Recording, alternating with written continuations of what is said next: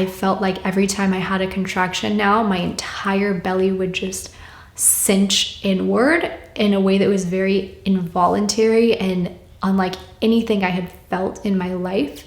It was like that feeling of the belly cinching in, and then as it did, it felt like pressure down to my pelvic floor and just a feeling of opening, almost as if my body was being ripped in half. It was dramatic. It was something that I have never felt up until that point in my life before.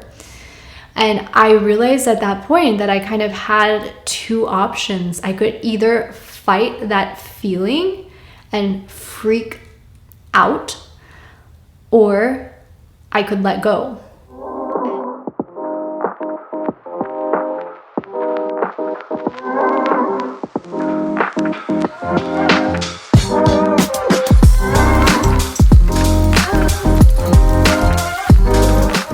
Welcome to the Coffee Witching Hour. This is a new podcast that I've started that is all about yoga, birth, raising kind humans.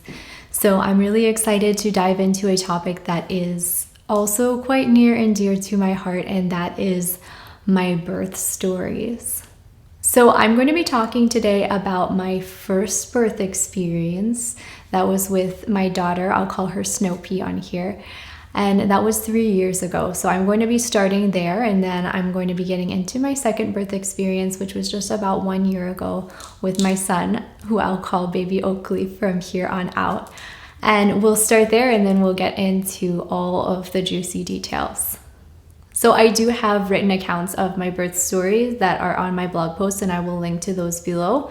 And those were written in quite a lot of detail. And I may or may not be getting into all of that detail today. It's obviously going to be a different retelling of the story because this is 3 years after that birth experience, and those birth stories were written very fresh in the postpartum period. So I'm sure there will be different insights, different reflections, different things coming up. And it'll be kind of interesting, honestly, to see how my perspective of those birth stories has shifted over the years from one baby to having the next baby, how my perception of that story has changed. So I'll link to those stories below and you can read them for yourself. They are quite long and detailed. So if you enjoy stories in the more audio format, then this might be a better format for you to listen to. And without further ado, we'll just dive straight in to my first birth story with baby Snoopy. So 3 years ago during the summer was when Snoopy was born.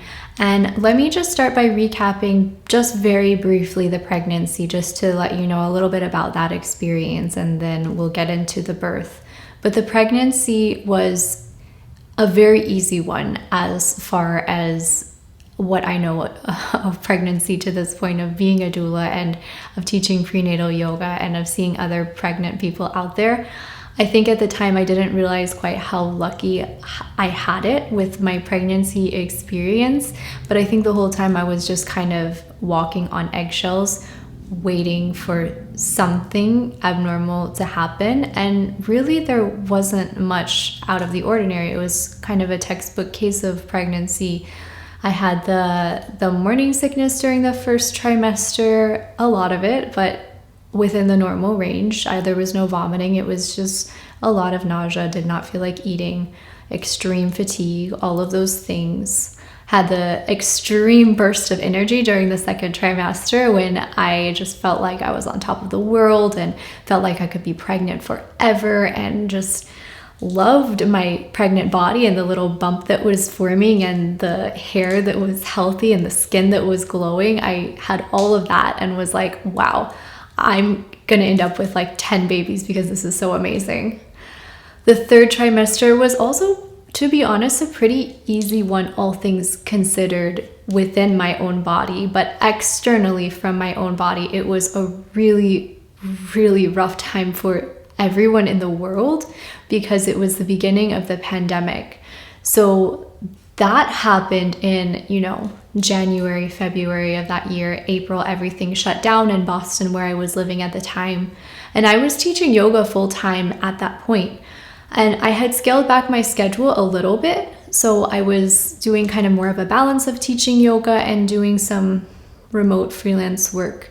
But not enough to pay the bills, obviously. It was more yoga that I was reliant on, and the studio shut down, and then I was left kind of like, wow, what am I going to do with my third trimester? Because the third trimester had pretty much just begun at that point.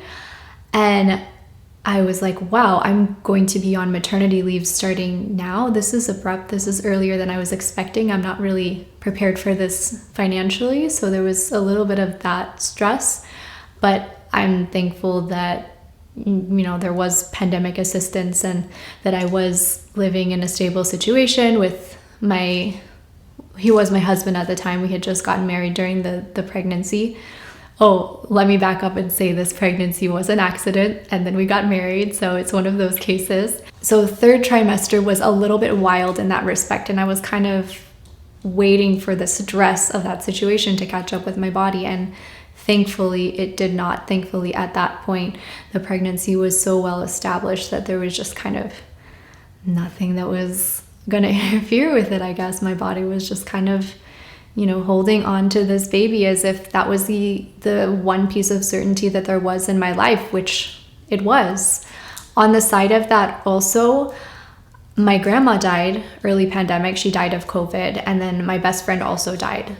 Not of COVID, but I'm sure COVID kind of played into that whole dynamic. She died of a drug overdose, and we hadn't been in close contact for a few years at that point, but I still remember that phone call that I got from her ex-boyfriend at the time telling me the news, and that was very devastating. But it also felt like something that I just couldn't process at that point, so I kind of pushed away the feelings and continued to focus on my pregnancy and my mental space and all of that. And if you know me, you know that the passing of my best friend is something that I have struggled with since, basically since having Snow Pea.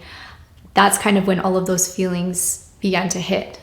My grandma's death was a little more expected, so I kind of felt like that grief was able to move through me very quickly because we knew she had dementia, and we knew that she was very frail at that point, and it was just COVID that took her life at that point. But the death of my grandma and my best friend were kind of two really big things that happened in that third trimester that shaped the rest of the pregnancy experience. So there was that feeling of uncertainty with the pandemic. There was that feeling of uncertainty with the whole world, and this feeling of isolation, of only being able to see my husband and our dog and not really being able to experience those last few months of pregnancy with anyone else in the world besides through social media, which is just great. And I'm so glad that that was able to happen. And I'm so glad that there were the Zoom screens. But still, it felt like there was a big part of the pregnancy experience that was missing. That being said, the third trimester was overall a healthy experience, and the entire pregnancy, as I said, was very textbook, very everything you would expect. I think the biggest thing that I experienced that was like, oh my God, am I dying kind of thing was that I was starting to get like an infection in my breasts. I think that's what it was. I was running a lot, still into the second trimester of my pregnancy and teaching, and had the growth that was typical with pregnancy that would happen. And then there was just so much friction and tissue development, I think, that happened, that I started to kind of get like a little bit of an infection, but then just stopped wearing a bra for a little bit and it went away. So that ended up being fine. But other than that, everything was just so perfect, and I'm so thankful for it. The birth experience, I had these two different expectations in mind, completely different ways that the birth could go. In my head, in terms of birth experiences that I had heard of to that point, there were a lot of stories that I had heard about really empowering births. And then there were a lot of stories that I had heard to that point of extremely traumatic births. Of course, there was some gray area in between, but I had just really keyed into those two extremes. So in my mind, I was kind of like, okay, this is going to be a super empowering birth where I'm have a quick labor, use all of those prenatal yoga techniques that I've learned during my pregnancy, because I had also completed prenatal yoga teacher training to that point. Use all of those things that I had learned, and then I'm able to push the baby out vaginally and start breastfeeding, and everything will be beautiful. Or the other extreme, from what I heard, is that the birth story will just be completely traumatic and will be a case of medicalized violence, really, where, I am spoken over and my needs are not heard, because that story was just so common as one that I had heard during my pregnancy and the birth stories that I was listening to. A case of the body just becoming uncomfortable in the birthing space and then being pushed to have Pitocin. And then because Pitocin is so strong, you have to get the epidural, and then everything goes downhill from there. Things slow down, get delayed, and then you end up with a C-section, which I was just so terrified of. I was so afraid of the feeling of losing control over my body. And that was what I had heard with a lot of the scarier birth experiences. So going into labor, I had those two scenarios in the back of my mind. And in my head, those were the only two ways this experience could really play out. When I started going into labor, I was ready for it. It was 40 weeks exactly. So contractions started the night before I hit 40 weeks, which was just so rare to have to go into labor the day before your due date and to actually have the baby on your due date. I think it's like something like 3-4% of people who have the baby actually on the due date. And I had always heard of people going into labor later than the due date. So, having the baby 41, close to 42 weeks, I felt like that was more common. And that's what had happened with my mom with her first pregnancy also. So I was just fully prepared to be pregnant for another week and then have to do those things that I had learned and prepared for to start to get things moving. Do all the prenatal yoga, go for long walks, eat spicy food, eat all of those things I was just completely prepared for. I was like, yeah, I definitely have another week. I even had a meeting scheduled for my 40-week mark. And it was just so unexpected when the night before I hit 40 weeks, I started feeling this tightening. And it started kind of midday, where I just started feeling almost like a period cramp sensation. It was very light. It wasn't anything to be too concerned about, but definitely during the whole course of my pregnancy, I hadn't felt anything like this because I hadn't had my period for 9 months. So I was like, wow, this is unique. This is different. This is kind of different from the last few weeks, but it could also be Braxton Hicks. So I just kind of let them happen and continued doing what I was doing throughout the day. And that whole day, what I had been working on was finishing up a bunch of YouTube videos that I had been filming during the pandemic, because that was kind of one of my big projects that I took on as the pandemic happened. As everything shifted online, I did too with the rest of the world, and I started filming yoga online like everyone else, like all the other yoga teachers were doing. But I was just kind of learning how to make yoga videos, and I had filmed a bunch of them and then just did this bulk editing process that I was like, I'm going to do this before I go into labor. This is going to be the last thing that I get done before Snowpea is born. And I had finished all of my work, my financially paid work, the things that I got paid for, like a day before I started on all of those videos.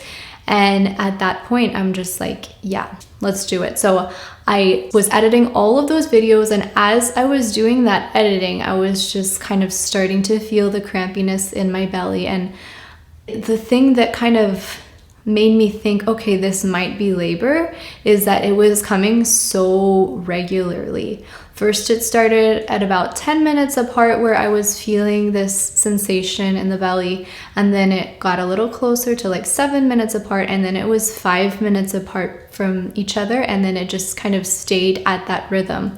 But it was very, very light as I was doing the video editing, and it was just something I could continue to work through.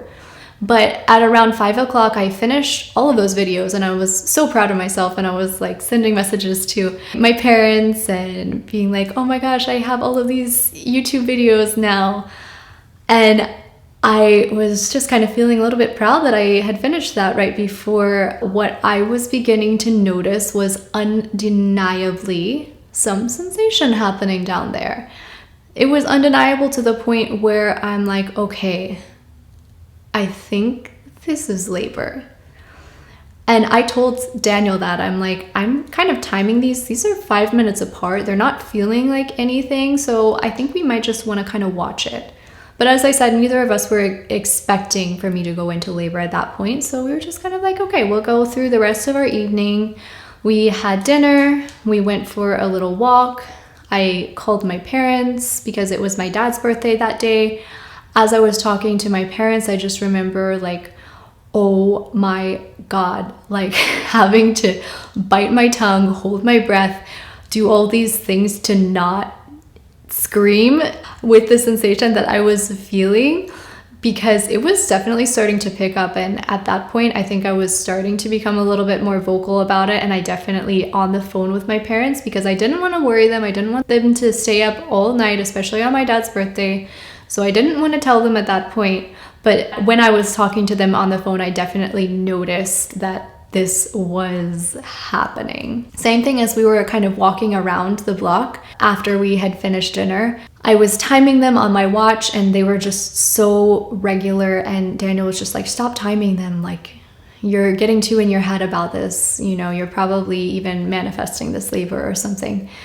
But wow, I would just have to kind of like stop and hold my knees for a minute as we were walking, as I was starting to feel these contractions. And I was like, you know, I hope I make it back home. But thankfully we went for a short walk. At that point, I was so many hours away from actually having the baby that walk probably helped. During that movement, I was definitely starting to feel the sensation pick up a little bit. That night, we just tried to have a normal night, tried to, you know, take a shower, do all the things. I laid in bed and I was just like, how am I going to sleep? I don't think I can. And after about another hour of just feeling this sensation continuing so regularly every 5 minutes, I was like, I'm going to call the midwife just to let her know. I don't think I'm ready to go into the hospital yet, but I'm just going to let them know. So I called the midwife, and the midwife on call kind of listened to me breathe through a contraction, speak through a contraction, and she was like, yeah, I think you still have a while. And I'm like, okay, I guess I still have a while. I said I wasn't ready to go to the hospital yet anyways, but I just let them know that this feeling was happening. And she said, yeah, call back in the morning and come in earlier if you need to, but if not, call back in the morning and let us know how you're feeling. So at that point, I lay down in bed and was just trying my best to get any amount of sleep. But I was not able to sleep through those contractions that were happening. So it was a little bit of a rough night. The one thing that really saved me, I think, was that I had this yoga nidra in my back pocket. I had just taken a 3 or 4, maybe even 5-day yoga nidra training online not too long before going into labor.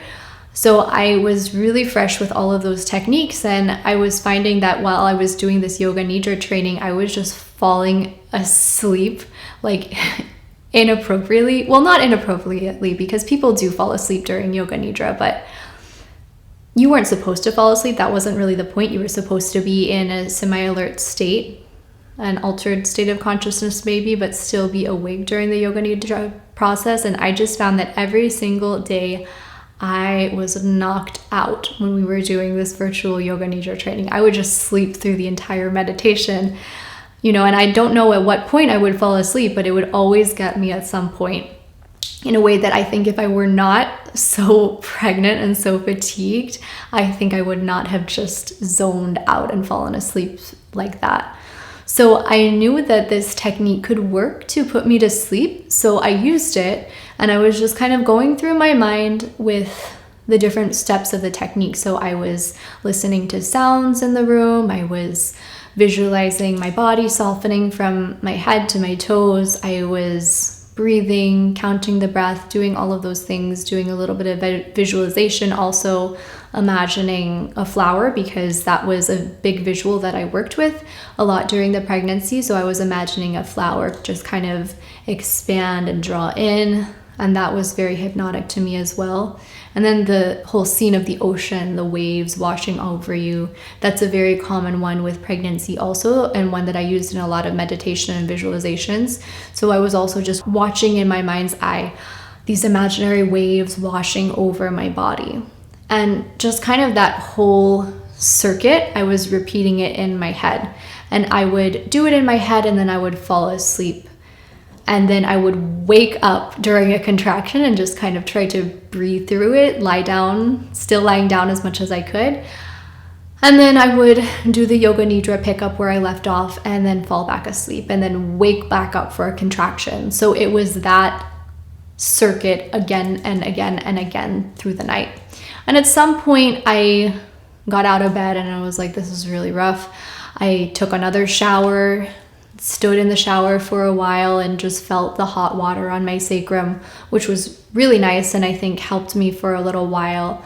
After a long shower, came out, just kind of did some of the things that I had learned in prenatal yoga, leaning forward over a wall, over a bed during contractions, and that seemed to help as well. But I was just kind of getting to the point where I couldn't sleep anymore. And I hadn't gotten that much sleep at that point, but at least I had some. And I think it was around 4 a.m. when I woke Daniel up, and I'm just like, we need to go. I think I'm ready. I think I'm at the point where my body is getting ready. So let's go to the hospital. Let's pack up. So I called the midwife, and she was like, yeah, if you want to come in, you can come in. We can get you checked, and we can let you have your baby. So when we got to the hospital, I should say even before we got to the hospital, there was this whole drama leading up to giving birth, where I had started with an OB practice, and then as I learned a little bit more about, midwifery, and had heard some people in the area who had given birth at the birthing center that was attached to the hospital that I had been going to, I kind of started to feel like that would be a little bit better of a fit for me because of their emphasis on natural birth, and because I started to realize that was the type of birth that I wanted. And well, really because I was so afraid of the interventions, but because I had heard from others positive experiences from the birthing center, and just kind of realized that would probably lead to a little bit more of an empowering birth for me. So I had shifted to a midwifery center, the birthing center that was attached to the hospital. But as soon as I did that, I think I had maybe 2 appointments at the point at which they shut down because of the pandemic. The midwives were still working, they just shifted their practice completely into the hospital, which was very unfortunate because the birthing center was just beautiful, and it just had this kind of cute, cozy library feeling. So it almost felt like you were going to be giving birth in one of the Harvard libraries, because it was right down the street from Harvard, and it just kind of felt like a lot of those buildings. And it didn't have that same kind of dry, fluorescent feeling that the hospital had. So it was a little bit, it was really disappointing for me. And of course I was afraid because the midwifery center had switched to hospital-based birthing. I was afraid that that would change their policies, and that would lead them to be doing, more inductions, more augmentations of labor, more C-sections, more epidurals, more of all of those things that I wanted to avoid. So that added a big element of fear to the experience of birthing. And that was something, when I was on the way to the hospital, I was definitely thinking through in my mind. Like, I kind of felt like I was about to jump into something really scary, like a pit of snakes, and all I could do was just go with the experience and not question it as much as I was able to. But when we got there, when we got to the hospital, they checked me in. We went into the triage room, and I was laying down on their bed. They had me strapped to a fetal monitor just to watch baby's heart rate, just to make sure everything was going well, and it was. But as I was strapped to that monitor, they came in and did the hep lock, which was just agonizing because she put the needle into my vein as I was having a contraction. And I think I was still hiding it pretty well at this point. I think the minute that we got in the car and got to the hospital, my contractions kind of faded a little bit. So I was able to definitely talk through them, breathe through them in a way that I was just like, oh no, did we come too soon? But then the midwife came into triage. She said the baby's heart rate looked great, so we could take off the monitor. They were going to get me into a room.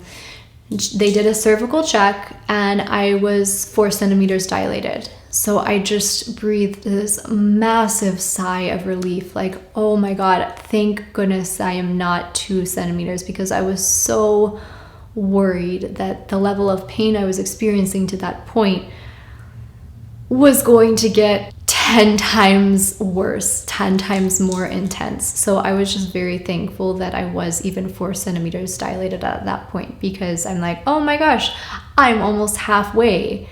And I think the nurse was, I don't know if it was the nurse or Daniel or a combination of the two, or maybe his interpretation of what the nurse said. I think she said, you'll probably be moving 2 centimeters every hour. But I definitely remember Daniel saying, we're going to have this baby by noon.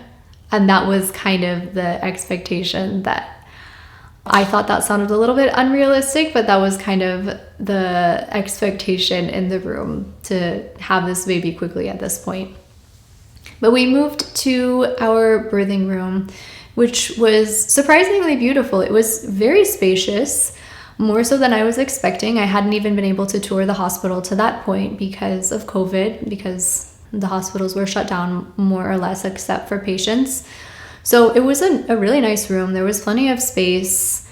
There was a bathroom with just a regular tub. It wasn't a birthing tub, but it was just a bathtub. And then there was a really big window, which was the part that I liked a lot, where you could look out and you could see across the river all of Boston. So it was a really nice view, and I'm like, hey, maybe this is not so bad being here. But they got us all set up in our hospital room, and our nurse came in. She was really sweet. She asked me a little bit about myself and learned that I was a prenatal yoga teacher because I had just been certified, and was really excited because I think there's a lot of overlap between nursing, midwifery, and prenatal yoga. So she's like, yeah, you know exactly what to do. And then in my mind,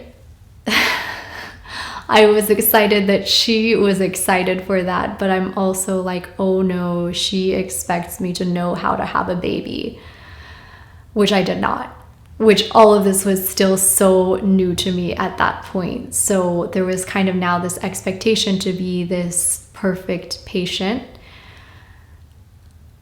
who knows her stuff, who knows prenatal yoga, who has read all the books, which I had, but I was still very scared and afraid to admit it. So what happened next? They brought us some food, which was just disgusting. I tried to eat a little bit, but it tasted salty and pungent and just awful. I think it wasn't the food itself that was bad, obviously. It was just because I was in labor, but I could only nibble at it before I'm just like, oh, I'm gonna vomit. I didn't, thankfully, but it was disgusting. I started with some of my coping techniques, just leaning forward on the bed, had a little bit of essential oil that I rubbed on myself, and I think at that point I'm just like, why do people use essential oil in labor? This smells nice, but this is not helping with pain at all. So yeah, I was just like, this is ridiculous. I'm never listening to anyone ever again. I set out all of my little visualization things on the window. So I brought some drawings that I had made in the 3rd trimester. I brought a rose because, as I said, I had that visual of the flower opening and closing with my breath, and just some other things that helped to set the mood. I didn't have as extensive as a doula bag as I do now, so I would do it a little bit differently. Obviously, if I were in my shoes again, I would have the tea lights, some affirmation cards, all of those things, a diffuser instead of just a roll-on bottle of essential oil. But it still looked nice. The room was nice, and I was kind of feeling the vibe of the room, although I was still very, very scared inside. But nothing much was happening in the room. The people in the hospital were just giving us space at that point. So I was like, okay, I guess we just wait. So I tried to get some more rest. We lay down for a little bit. Contractions were continuing, but they were really mild compared to what I had been feeling at home. So I was just breathing through them, doing my yoga nidra techniques, sleeping in between contractions, visualizing, having those contractions, and then I would stand up, especially when they started to pick up a little bit, lean forward over the hospital bed, breathe through it, and then lay back down, visualize, do that yoga nidra, and then fall back asleep again. And just continued in that cycle for hours, literally hours. We had some interruptions, of course, with another meal coming in. The nurse kept coming in to check on me to do a COVID test, which was negative, thank goodness, but we hadn't been anywhere at that point, so I didn't expect it to be positive. The midwife came in 1 or 2 times, and then came in, I'd say around noon maybe, to do a cervical check. Nothing had moved, but I was trying not to be very discouraged. I'm like, okay, it just takes some time, because I knew that I was feeling scared, so I just knew that I had to get a little bit more comfortable, but I was sure by the next cervical check that things would be moving and that we would still have this baby by dinner time maybe. We did another cervical check at around 3:30. Nothing had changed again, and at that point I was starting to see the midwife and the nurse get a little bit disappointed. I was feeling disappointed as well, but I'm also like, I was still trusting my body. I was knowing that I can be kind of afraid, as I said. I can be slow to start. It's kind of like doing a race. Like, I always used to be very afraid racing, and I would be slow to start. I wouldn't jump out with the gun, although I would try, but it took me some time to get into the flow of things. So I was just kind of giving my body that grace and wasn't discouraged at that point, although I did see those looks of disappointment from the providers, which was just hard to deal with. But then what happened was we had another cervical check around getting close to 7 o'clock.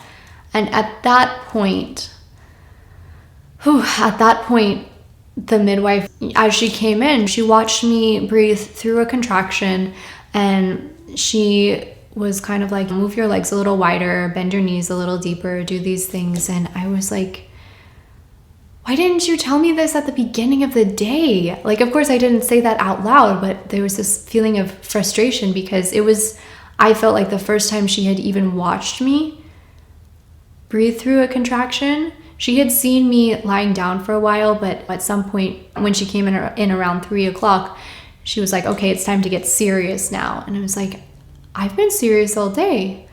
In my head, of course, I'm not saying all of this out loud. And then when she came in and showed me how to do the contractions a little bit differently, how to breathe into them a little bit differently, it was just really this feeling of frustration, because I had literally been laboring in the hospital for 12 hours at this point, and it had taken her until that point to give me the attention that I felt I needed and the guidance that I felt I needed to move my body in a way that was in sync with the contraction. So it was really just a feeling of frustration to me. And then in my mind, it just kind of clicked in that moment, and I was like, oh, this is what a doula is for. Because I knew she was busy. Midwives are incredibly busy. She was the only midwife who was working at that point, and another person was giving birth also. So I knew she had her hands tied. And I'm like, oof, if I had been giving birth any other time, or if I do ever give birth again, this will be the reason that I hire a doula to help me, to give me this individualized attention that midwives are just not able to give because they are understaffed. Then after showing me how to move through that contraction, she was like, okay, we're going to do a cervical check now. So I laid down on the bed, and it was still for 5 centimeters. Nothing had changed much. So it had been the entire day, getting there at 6 a.m. and now it was 7 p.m. So over 12 hours and nothing had moved. Maybe like half a centimeter, but nothing had moved. So that's when she said, we're gonna have to do Pitocin if nothing moves. So that threat was in the air. And we can either do that or we can break your water. It was given as this binary choice, one or the other. She said she felt my water bag bulging, and would I be okay if she broke it? Which is just an awful question to ask when you have your fingers in someone's vagina. It feels like an unfair power dynamic to ask that as I'm laying there breathing through a contraction, unable to really think or share what's on my mind. But given as those choices, water breaking or Pitocin, yes, I was informed enough to know she could break my water at that point and I would be okay with it. So she broke my water. There was this gush of hot fluid coming out, and I had always pictured in my head water being, the amniotic fluid being sweet and clear, and then I looked down and there was like blood, so it was a little bit scary. But she said to the other nurse everything was fine, and just kind of whisked herself out of the room and left me to labor some more. So as I said, this was around 7 o'clock when she broke the water. As she left, she also introduced the new midwife and the new nurse on staff who were coming to take her place because there was a change of shifts at this point. So it was kind of a warm handoff, literally a warm handoff because I had this warm water gushing down my legs, but a warm handoff from her to the new midwife and the new nurse, who at that point saw me in a different light, I think, because they hadn't been with me all day and they had known, of course, that I had been laboring all day, but they had fresh eyes, they had fresh hands, they had a fresh mind to approach all of this, and were, I don't know, extremely compassionate compared to the first midwife I found. So the new midwife on shift, she said, let me know if you need anything. We're gonna let you labor a little bit more. Hopefully things start to pick up now that your water has been broken. And the new nurse who came in was, oh my goodness, she was just this grandma figure. She was this sweet, just extremely kind older lady who I just felt like she was reading my mind and she could feel what I was feeling in my body. It was that level of connection and it was that level of empathy. So as soon as the midwives left, she gave me a hand, helped me off the bed. She watched me breathe through a contraction. She gave me some pointers in a way that didn't frustrate me like the way the midwife told me to move through the contractions. It felt more empathetic and it felt more helpful. And then she asked if I'd like to start with the bath, with the tub, because she thought I was ready for it. And I'm like, okay, I'll give it a try. So she drew me a warm bath, which is also just such a grandma thing to do. And it was, just so touching and so kind. And then she brought me into the tub and showed Daniel how to refill the tub and just gave him pointers on what to do as I was in the tub. She said he could be giving me sips of water and just even told him how to interact with me as I was getting into the tub and as I was breathing through contractions. Told him how to ask me questions and things like that, which I thought was really sweet that she was offering him that level of guidance. So I laid on my side in the tub and immediately the contractions started picking up in a way that didn't feel more painful necessarily, but they felt really, really different from the way they had felt even just moments ago as I was standing beside the bed. And I'm not sure if it was the breaking of water or just feeling comfortable. Although I was naked and vulnerable and in this scary state, I had been in my hospital gown all day, mask on a lot of the day, and now I was just naked and vulnerable. But I just started feeling so much more comfortable with the guidance of a very empathetic nurse who just seemed to be reading my mind. So I just lay down in the tub and breathed through the contractions. Breathing is not the right word. Moaned through the contractions. I just started to feel them come in a way that was like almost like I was vomiting in reverse. I've heard other people describe it that way as well, but I felt like every time I had a contraction now, my entire belly would just cinch inward in a way that was very involuntary and unlike anything I had felt in my life. It was like that feeling of the belly cinching in, and then as it did, it felt like pressure down to my pelvic floor and just a feeling of opening, almost as if my body was being ripped in half. It was dramatic. It was something that I have never felt up until that point in my life before. And I realized at that point that I kind of had two options. I could either fight that feeling and freak out, or I could let go and let the feeling move down me and let myself soften around that feeling of contraction. And so I let go. I just let that feeling move down me, breathe through it as much as I could, let my body become as soft as it possibly could, just fully submerged in that warm water. And felt that those contractions were continuing to move down, down, down. And I couldn't speak in between contractions. I was getting to this kind of trance state where I wasn't even able to vocalize how it felt, because Daniel was asking me. He was just kind of sitting there on the edge of the tub, like, what does that feel like? Of course, in his scientist mind. And I could not speak. I could not find the words because I was just so in my body and fully in the experience. And then it got to the point where I started to feel like I couldn't anymore. It started to feel like something shifted. Like I needed to get out of that tub as quickly as I could and get an epidural, get a C-section, I don't know. But I bolted out of the tub and told Daniel very aggressively, I think. Maybe it wasn't aggressive as I remember it, but definitely sweared a little bit. Was like, get the fucking midwives right now. I need like a C-section, an epidural, I don't know. So he went out to get the midwives. I shut the door, sat on the toilet, was like, oh my God.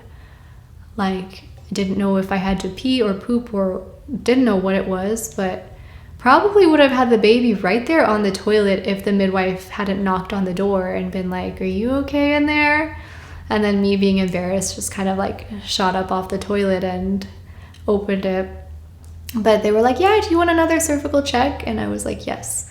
So I lay down on the bed, and to my shock, I was 10 centimeters. And there was just kind of this wave of excitement that moved through the room. And it was this beautiful, beautiful moment, because as I moved from the bathroom back into the birthing room, I noticed that the room was just, oh my God, it was night and day, literally. When I went into the bathroom, it was daytime. When I came out, it was night. The sun had gone down. You could see through the window, you could see the skyline of Boston and those little twinkling lights through the buildings. You could see the stars. You could see all of these things that I had laid out across the window, and it just looked like an altar. The flower, the painting, and then my little boombox where I was playing this yoga music that I had a playlist that lasted hours, but it had gone through that at that point. It was just playing random music that was very tranquil, very calming, very yoga, very vibey. Oh, and the baby station was set up also, so that very kind nurse set up the baby station as well, and there was a glowing light from the baby station, and the room looked magical. And if I believed in ghosts, maybe I do, but I would say I felt the presence of Nicole, my best friend, and of my grandma in the room. I don't know how to describe that feeling of what I felt really, but it was just, since their passing was so present to that point and so present in the 3rd trimester, it just felt like their presence was there, and it was this really magical fairy-like feeling. But they checked me, they said I was 10 centimeters, there was joy in the room, and they were like, you're ready to push. And I was like, how do I push? Of course, I had read books, done my preparation. I had been listening to some hypnobirthing things to that point that talked about breathing the baby down. So I was prepared to do that. And thankfully, they were able to coach me a little bit, because that baby was not going to be breathed down. Anyone who tells you you can breathe a baby out of your vagina is a little bit crazy. I mean, there is that element of breathing the baby down, and I'm glad that I had heard that cue before, because that was definitely present in my mind, and I think it made it a little bit more of a gentle birth. But I realized very quickly, I can't just breathe this baby down, I need to push this baby down. And when they told me to bear down, I was really surprised to feel that pushing felt really, really good.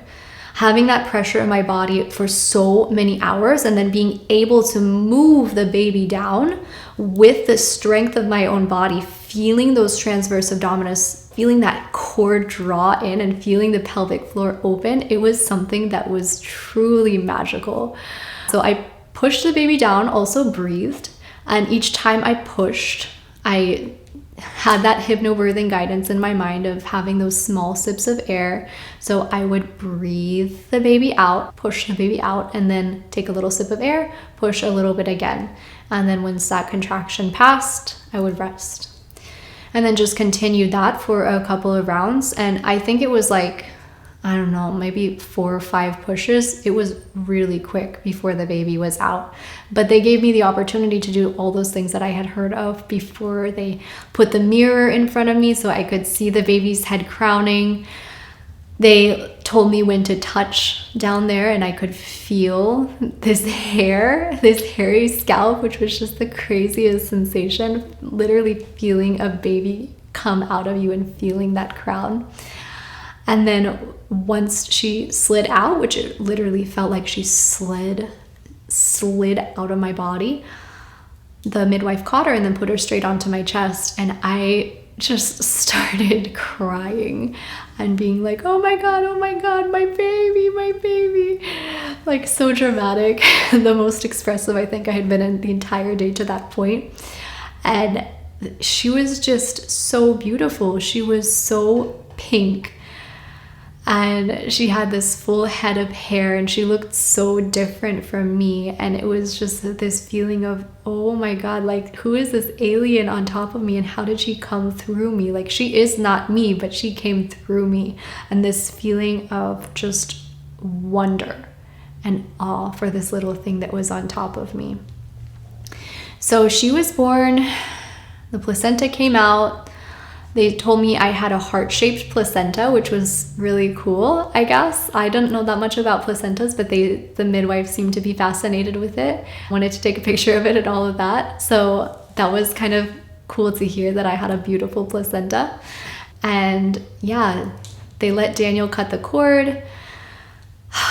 They weighed her, did all the things. Most of the things they did while she was on my chest. And then it was just really interesting as I started to feel her root towards the breast. The nurse, the sweet old lady, the grandma nurse, also helped me she kind of showed me how to breastfeed a little bit, but it was just really Snopey. It was really her instinct, and it was really cool to watch her do that.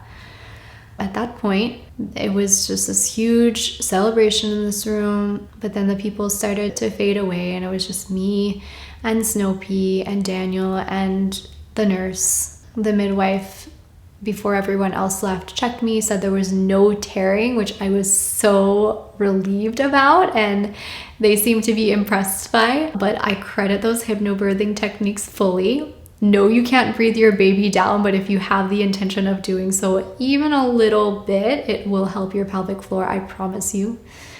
So yeah, they told me there was no tearing, nothing to stitch, and it was just me and my baby. And it was kind of like, oh my God, this is gonna be us the rest of our lives. They wheeled us into the maternity room. Daniel went home because he had to watch Blue and take her out. And then I had my first night in the hospital with Snopey, and it was just us, and it was this incredible bonding experience. So that's a birth story. Of course, there's so much more that I could say. I could talk about our breastfeeding story. I could talk about our postpartum story, all of those things, and I probably will at some point. But I think that's enough for today. Next time, I will be getting into baby Oakleaf, my second baby's birth experience, which was something completely different, but I was prepared for it. I will tell you that. So get ready for next week's story. It's going to be an induction story. Join me back here. Let me know how you liked this episode. Please like, subscribe if you're watching on YouTube. Please rate, review, do all of those things if you're watching in a podcast format or listening in a podcast format. And let me know what you enjoyed and what you'd like to hear more of in this podcast. Thank you so much for listening if you're still with me at this point, and I hope to see you next time.